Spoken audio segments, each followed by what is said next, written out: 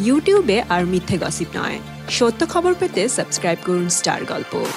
দুই বাংলার জনপ্রিয় তারকা শাকিব খানের নেক্সট রিলিজ নাকাব নিয়ে তার দুই বাংলার ভক্তরাই দারুণ এক্সাইটেড হবে নাই বা কেন। প্রথমবারের মতো ভৌতিক ছবিতে প্রিয় নায়ক, তাও আবার নায়িকা নুসরাত জাহানের সাথে। এই নায়িকার সাথে যে শাকিবের কেমিস্ট্রিটা দারুণ জমে গিয়েছে তা তো এই মুভির গান আর শুটিংয়ের সিনগুলো দেখলেই বোঝা যায়। তাদের মধ্যে কিন্তু দারুণ বন্ধুত্ব হয়ে গেছে, আর সেই সুবাদেই তাদের মধ্যে খুনসুটি চলতেই থাকে।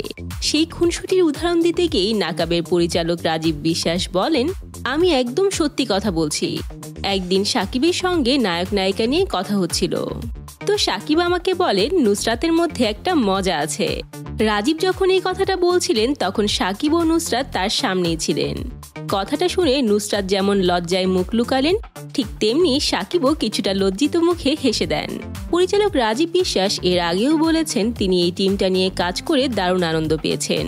তিনি বলেন, আমি শাকিব খানের সঙ্গেই প্রথম কাজ করলাম, খুব ভালো লাগলো।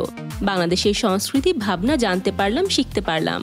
তেমনি সেও আমাদের সঙ্গে কাজ করে দুজন নায়িকার সঙ্গে অভিনয় করে রোমান্স করে মজা পেয়েছে বলেই আমার বিশ্বাস। তো বন্ধুরা, নুসরাত জাহানকে নিয়ে শাকিব খানের এমন মন্তব্য আপনাদের কাছে কেমন লাগলো? আর নাকাব ছবিটা দেখার জন্য আপনারা কতটা এক্সাইটেড কমেন্ট করে জানিয়ে দিন। সাবস্ক্রাইব স্টার গল্প আর বেল আইকনে ক্লিক করতে ভুলবেন না।